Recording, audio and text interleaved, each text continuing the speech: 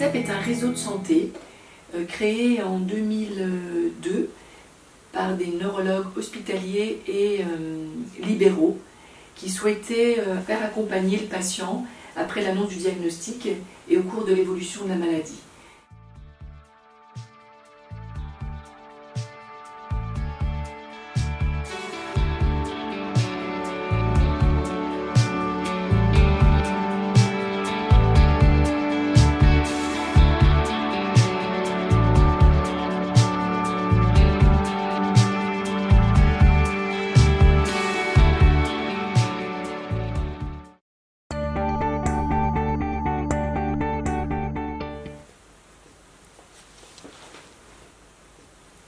La sclérose en plaques, pour moi, est une maladie neurologique qui atteint le système nerveux central, une maladie dégénérative, évolutive et chronique.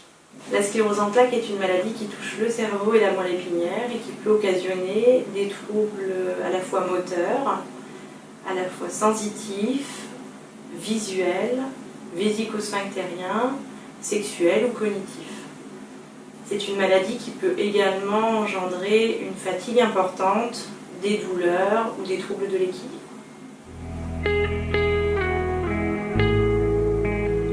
Le réseau LORCEP est un réseau de santé ville-hôpital dont l'objectif est de prendre en charge chaque patient au plus proche de son domicile, que ce soit sur le plan médical avec des données apportées par l'infirmière du réseau, mais également toute une démarche sociale et puis toute une dimension plus psychologique et donc toute une partie neuropsychologie pour évaluer et prendre en charge les troubles que l'on dit cognitifs, les troubles de la mémoire, du langage, de la concentration. La sclérose en plaques est une maladie de l'adulte jeune. Elle est diagnostiquée alors que les patients sont en pleine activité professionnelle. La maladie va avoir un retentissement sur le plan professionnel, mais également sur le plan personnel, familial, social. Les patients vont devoir s'adapter, bien sûr, en fonction de leurs symptômes, de leur handicap.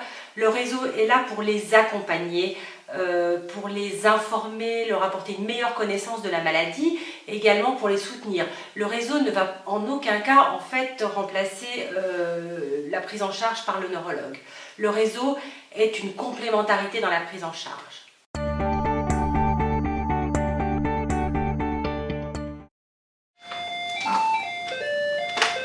Réseau LORCEP, bonjour.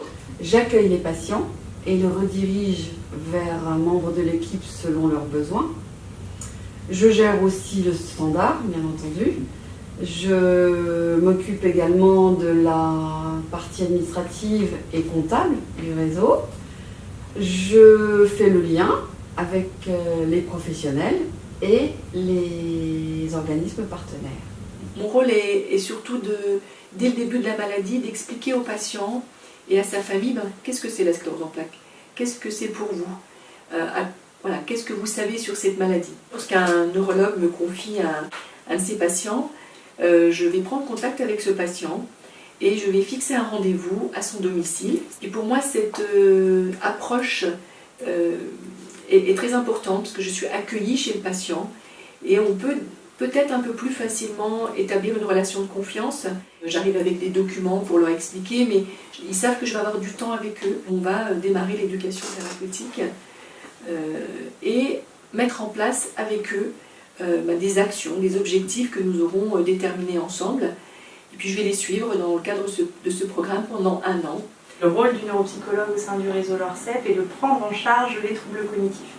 Alors on entend un ensemble de facteurs, un ensemble de domaines lorsqu'on parle de troubles cognitifs, à la fois donc la mémoire, le langage, la concentration, le raisonnement, tout le fonctionnement de notre cerveau. L'objectif va être donc de prendre en charge les patients tout en y intégrant une dimension psychologique, puisqu'effectivement des troubles de l'humeur ou de l'anxiété pourraient jouer aussi sur la cognition. Ça consiste à prendre en charge donc, sous forme de bilan cognitif les patients.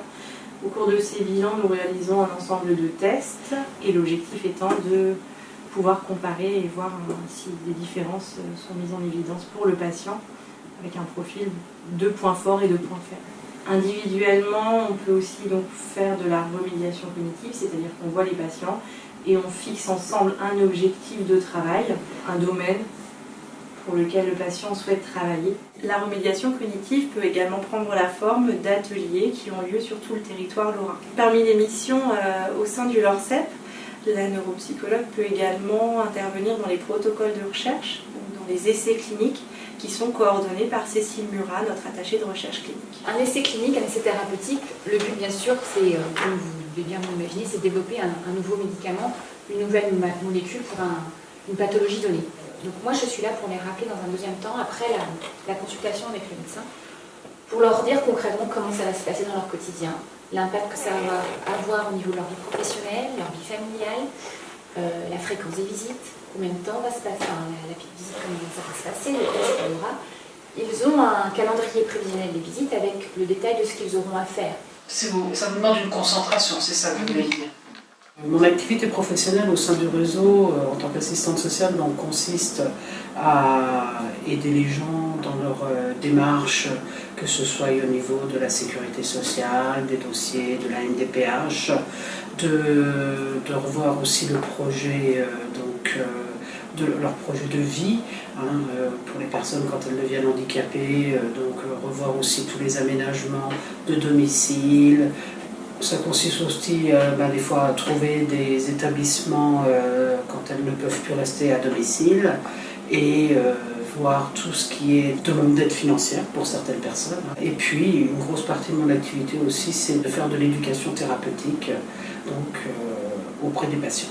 Mon activité ici, c'est de rencontrer les patients qui le souhaitent, qui en font la demande, dans des moments un peu plus complexes peut-être, au moment soit de l'annonce du diagnostic, soit au cours de l'évolution de la maladie. Mais ça peut être à tout autre moment en fonction des besoins de chacun.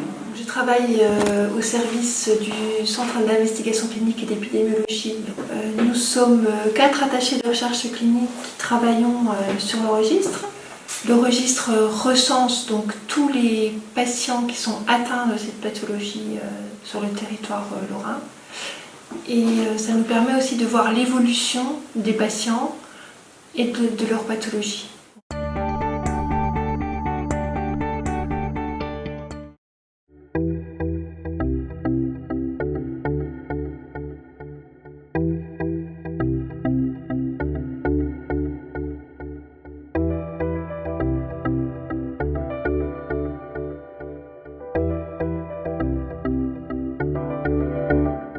Alors nous avons 2 programmes d'éducation thérapeutique validés par l'Agence régionale de santé.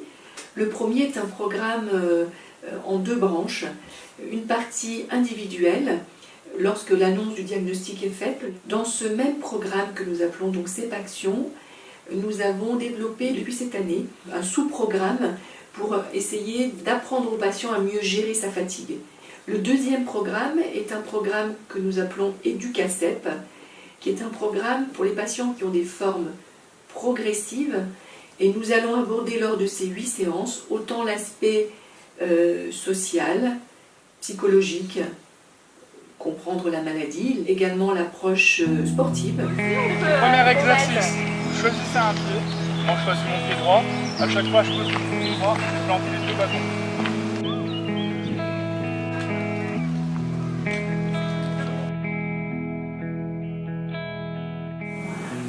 Votre respiration normale et vous prenez le temps d'accueillir les sensations au niveau de votre ceinture abdominale.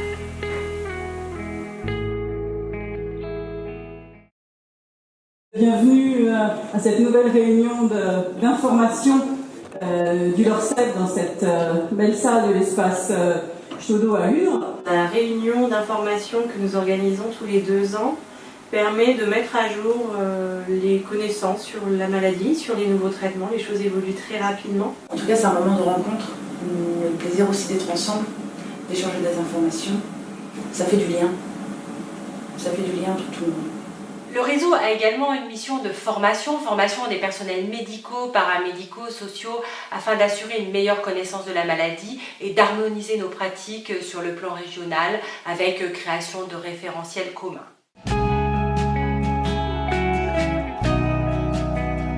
Le réseau LORCEP, c'est une prise en charge multidisciplinaire questionnaire personnalisé du patient tout au long de la maladie et qui s'inscrit dans le parcours de soins. Ce qui est bénéfique, c'est pour le patient de savoir qu'il y a une ressource à un moment donné à laquelle il peut faire appel. Et il ne faut pas hésiter pour toute question à contacter l'équipe à travers donc les mails, le téléphone ou venir nous rencontrer directement puisque nous sommes à côté et aux côtés des patients pour leur prise en charge.